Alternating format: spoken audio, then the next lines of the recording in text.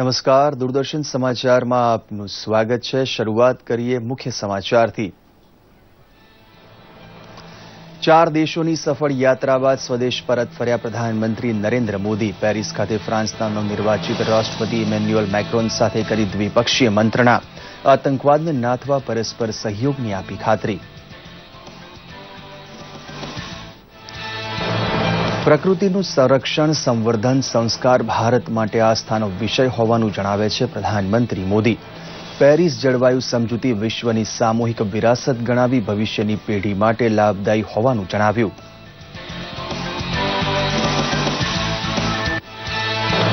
ગુજરાત સરકાર GST one nation one ટેક્સના 1 જુલાઈથી અમલીકરણ માટે તૈયાર। અમદાવાદમાં જીએસટી અંગેના ચાર્ટર્ડ એકાઉન્ટન્ટના સેમિનારમાં મુખ્યમંત્રી વિજય રૂપાણીએ જણાવ્યું કે 5 લાખ વેપારીઓનું થયું રજીસ્ટ્રેશન।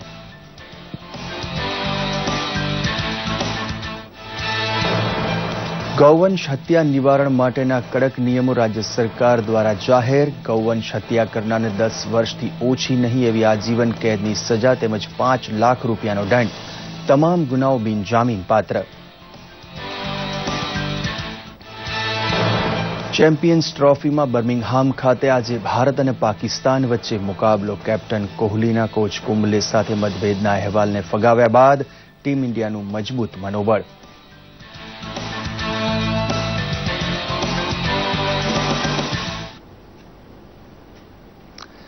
જોઈએ સમાચાર વિગતવાર।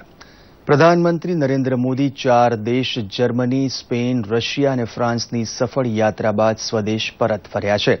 6 દિવસીય પ્રવાસ દરમિયાન પ્રધાનમંત્રીએ 4 દેશોના ઉચ્ચ નેતાઓ સાથે મુલાકાત કરી હતી અને દ્વિપક્ષીય સંબંધો પર વિચાર વિમર્શ કર્યો હતો।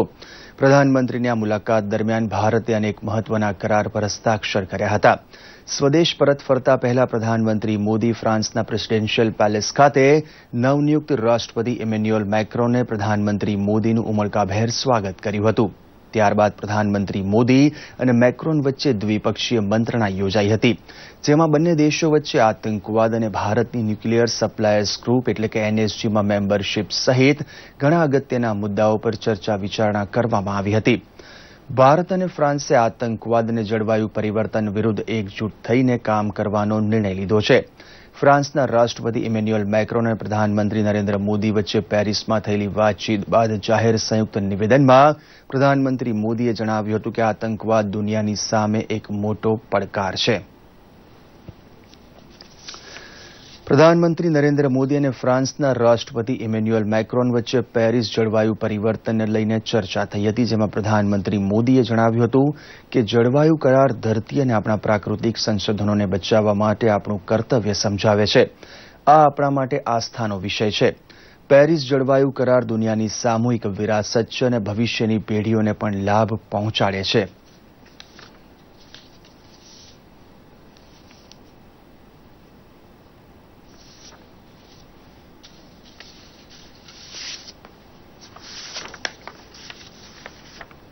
हम भारतवासियों के लिए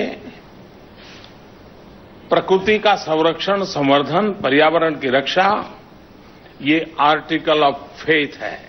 प्रकृति के साथ सहजीवन हमें सीखना होगा। प्रकृति के साथ संवाद, सहमति यही अल्टीमेटली हर किसी का कल्याण करेगी और इसलिए हम प्रकृति के संरक्षण और संवर्धन के प्रति संस्कारों से, संस्कृति से, स्वभाव से पूरी तरह कमिटेड देशवासी रहे हैं।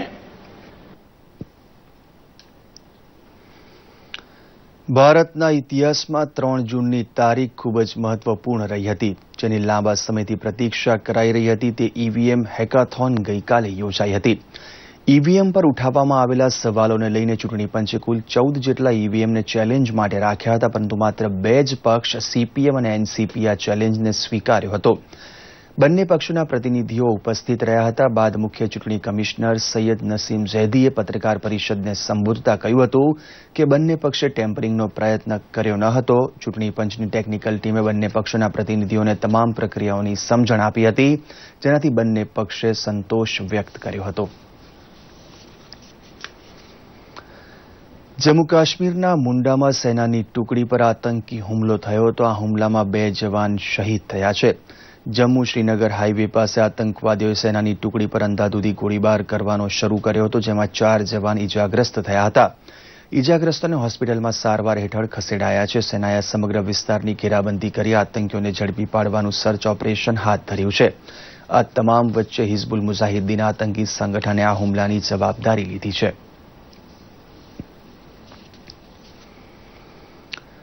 રાજધાની દિલ્હીમાં જીએસટી કાઉન્સિલની 15મી બેઠક મળી હતી. નાણામંત્રી અરુણ જેટલીની આગેવાનીમાં યોજાયેલી આ બેઠકમાં ટેક્સની ટકાવારી ઠરાવવાની ચર્ચા વિચારણા થઈ હતી.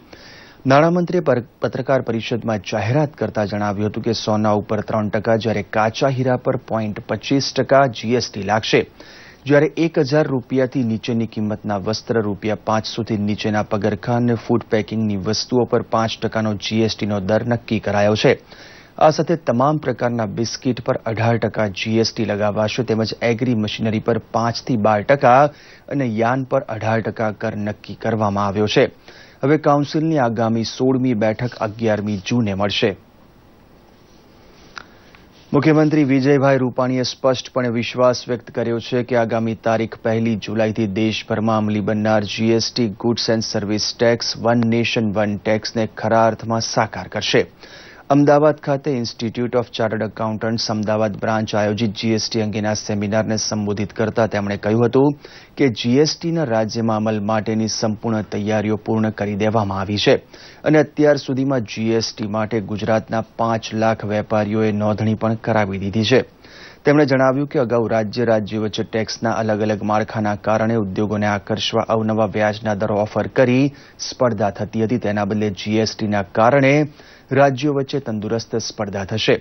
હવે જીએસટીનું સમાન કરમાળખું આવતા સમગ્ર દેશમાં ટેક્સમાં એક સૂત્રતા આવશે. અગાઉ વેટ, એન્ટ્રી ટેક્સ વગેરેના કારણે જુદા ટેક્સ ભરવા પડતા હતા, જેમાંથી મુક્તિ મળશે. ઉપરાંત જીએસટીનો અમલ ડિજિટલ પ્લેટફોર્મ પરથી થવાનો હોવાથી ખોટા બિલ આકારી થતી કરચોરી બંધ થશે, એમ પણ એમણે ઉમેર્યું. આ સેમિનારમાં દેશભરમાંથી આવેલા 1000થી વધુ ચાર્ટર્ડ એકાઉન્ટન્ટ્સ સહભાગી થયા હતા.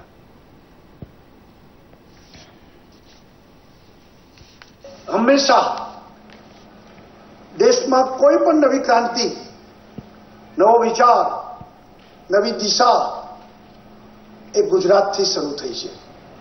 નરેન્દ્રભાઈ વડાપ્રધાન બન્યા અને તુરંત જ આ જીએસટીનો પ્રશ્ન હાથમાં લઈને 3 વર્ષમાં હું એમ માનું છું કે સૌથી મોટી સફળતા હોય તો જીએસટીની અમલવારી કેન્દ્રની નરેન્દ્રભાઈની સરકારે કરી છે. અત્યારે જે આપણે ટેક્સનું માળખું, સેન્ટ્રલ એક્સાઇઝ, કસ્ટમ ડ્યુટીઝ, પછી એન્ટ્રી ટેક્સ, વેટ, આ બધી વસ્તુના સરવાળા એના કરતા ઓછો ટેક્સ રહેશે અને કોમન ટેક્સ હોવાને કારણે ચીજ વસ્તુઓ સસ્તી થશે. એ લાભ મોટો કન્ઝ્યુમરને પ્રાપ્ત થવાનો છે. ગૌવંશ હત્યા નિવારણ માટેના કાયદા અન્વયે નિયમોની જાહેરાત કરતા ગૃહ રાજ્યમંત્રી પ્રદીપસિંહ જાડેજાએ જણાવ્યું હતું કે ગૌવંશના દોષિતોને આજીવન કેદની સજાની સાથે ગૌવંશની હત્યા કે ગેરકાયદે હેરફેરમાં વપરાતા વાહનો રાજ્યસાત કરાશે. વધુમાં તેમણે ઉમેર્યું હતું કે ગુજરાત સરકાર ગૌવંશની સુરક્ષા માટે કટિબદ્ધ છે. વિજયભાઈ રૂપાણીના માર્ગદર્શન હેઠળ પ્રબળ રાજકીય ઈચ્છાશક્તિના આધાર ઉપર ગુજરાતમાં પશુ સંરક્ષણ અધિનિયમની અંદર કેટલાક ફેરફારો કર્યા હતા. આ કાયદાના ભાગ સ્વરૂપે હવે ગુજરાતની ધરતી ઉપર કોઈ ગાય કે ગૌવંશની હત્યા કરે તો એને આજીવન કેદની સજા અને 5 લાખ રૂપિયા સુધીના દંડની જોગવાઈ કરવામાં આવી હતી.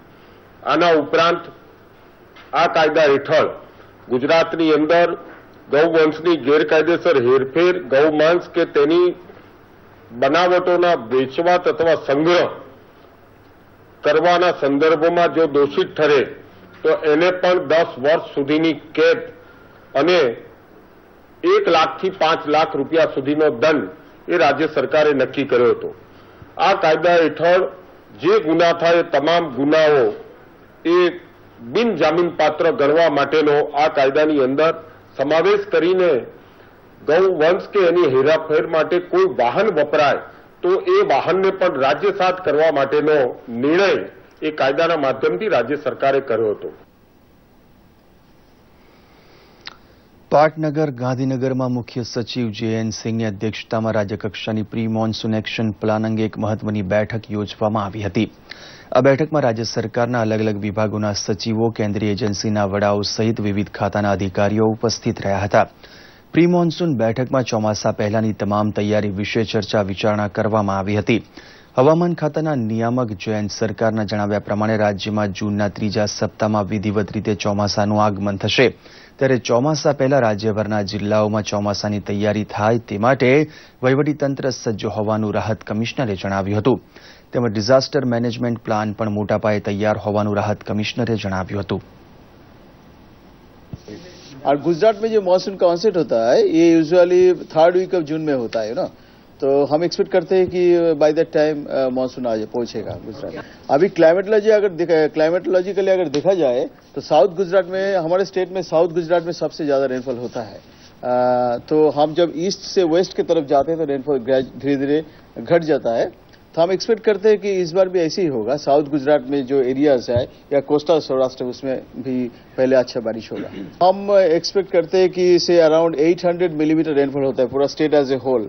तो अगर हमारा जो IMD के हिसाब से 2 मेट्रोलॉजिकल सब डिविजन है, एक है गुजरात रीजन और दूसरा है सौराष्ट्र एंड कच्छ.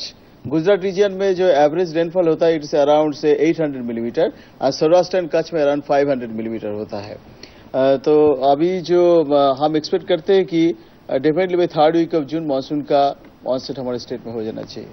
આ માનસૂનની પ્રિપેરનેસ સમગ્ર રાજ્યમાં તમામ જિલ્લાઓમાં વ્યવસ્થિતપણે થાય જેથી કરીને કોઈપણ જાતની નુકસાન ન થાય એ તમામ તકેદારી દરેક વિભાગ રાખી શકે એની ચર્ચા વિચારણા કરવા માટે આવી હતી. અને ખાસ કરીને જે કોમ્યુનિકેશન પ્લાન છે અને ડિઝાસ્ટર મેનેજમેન્ટ પ્લાન છે, સમગ્ર વિભાગનું તમામ વિભાગોના જે ડિઝાસ્ટર મેનેજમેન્ટ પ્લાન છે ખૂબ અદ્યતન, લેટેસ્ટ એકદમ અદ્યતન રહેવું જોઈએ જેથી કરીને ગમે ત્યારે જ્યારે જરૂર પડે ત્યારે જે તે વિભાગ દ્વારા કાર્યવાહી કરી શકાશે. રાજકોટમાં મેઘરાજા મન મૂકીને વરસી રહ્યા છે. રાજકોટમાં સતત ત્રીજા દિવસે વરસાદ પડ્યો હતો. આ સાથે જિલ્લાના જેતપુર, ધોરાજી અને ઉપલેટામાં પણ ઝાપટા પડ્યા હતા. તો બોટાદ અને ગઢડામાં તોફાની પવન સાથે વરસાદી ઝાપટા પડ્યા અને જૂનાગઢમાં પણ કેટલાક સ્થળે છૂટાછવાયા ઝાપટા નોંધાયા હતા, જેના કારણે કેરીના પાકને મોટા પ્રમાણમાં નુકસાન પહોંચ્યું છે. ચોટીલામાં એક જ કલાકમાં 3 ઇંચ વરસાદ પડ્યો હતો. મધ્ય ગુજરાતમાં પણ અનેક સ્થળે વાવાઝોડા સાથે વરસાદ ખાબક્યો હતો. ડેડિયાપાડા, રાજપીપળા, હાલોલ, ભરૂચ, અંકલેશ્વર, નસવાડીમાં ક્યાંક વરસાદ તો ક્યાંક કરા પડ્યા હતા. તો દક્ષિણ ગુજરાતને પણ વરસાદે ગમરોડ્યું હતું. તાપીના કુકરમુંડા ગામમાં વીજળીના કડાકા સાથે વરસાદ વરસ્યો હતો. તો ડાંગમાં પણ વરસાદના કારણે અનેક જગ્યાએ પાણી ભરાયા હતા અને ત્યાંનું વાતાવરણ આહલાદક બની ગયું હતું. વરસાદથી અનેક મકાનોના નળિયા પતરા ઉડી ગયા હતા અને વૃક્ષ અને વીજ થાંભલા ધરાશાયી થયા હતા, જેના કારણે કેટલાક પશુના મોત નીપજ્યા હતા, જ્યારે વીજળી પડવાથી 2 લોકો દાઝ્યા હોવાના કિસ્સા નોંધાયા હતા. મનાલી ખાતે ટ્રેકિંગમાં ગયેલા અમદાવાદના મેમનગર ખાતેની મંદબુદ્ધિના બાળકોની શાળાના દિવ્યાંગ વિદ્યાર્થીઓ ગઈકાલે અમદાવાદ પરત ફર્યા હતા. બાળકોએ સૌથી ઓછા સમયમાં મનાલીના શનિસુઈ પર્વતનું ચઢાણ કરી પરત ફરતા તેમને વર્લ્ડ રેકોર્ડ ઓફ ઇન્ડિયા તરફથી સર્ટિફિકેટ એનાયત કરવામાં આવ્યું હતું. શાળાના 26 જેટલા બાળકોએ સવારના 6 વાગ્યાથી 14,000 ફૂટની ઊંચાઈનું ચઢાણ કરીને સાંજે 7 વાગ્યા સુધીમાં નિયત સ્થળે પરત ફર્યા હતા, જેમાંના કેટલાક બાળકો તો 15,000 ફૂટનું ચઢાણ કરીને પરત ફર્યા હતા. યાત્રા કરીને પરત ફરેલા બાળકો અમદાવાદમાં પરિવારજનોને મળતા ખુશી વ્યક્ત કરી હતી. ચેમ્પિયન્સ ટ્રોફીમાં ભારત પોતાના અભિયાનની શરૂઆત આજે ભારત પાકિસ્તાનની વિરુદ્ધ મેચ રમીને કરશે. બંને ટીમ વચ્ચે આ મુકાબલો બર્મિંગહામના એજબેસ્ટન મેદાનમાં થશે. ક્રિકેટ વિશેષજ્ઞો આ મેચમાં ભારતને મજબૂત દાવેદાર ગણી રહ્યા છે. આમ તો ચેમ્પિયન્સ ટ્રોફીમાં ભારત અને પાકિસ્તાન વચ્ચે અત્યાર સુધીમાં 3 મેચ રમાઈ છે, જેમાં પાકિસ્તાન 2 વખત જ્યારે ભારત 1 વખત મેચ જીતવામાં સફળ રહ્યું છે. કેપ્ટન કોહલીના કોચ કુંબલે સાથે મતભેદના અહેવાલને ફગાવી દેવાયો છે. આજે મેચ જીતવા માટે ટીમ ઇન્ડિયામાં પૂરો જોશ છે.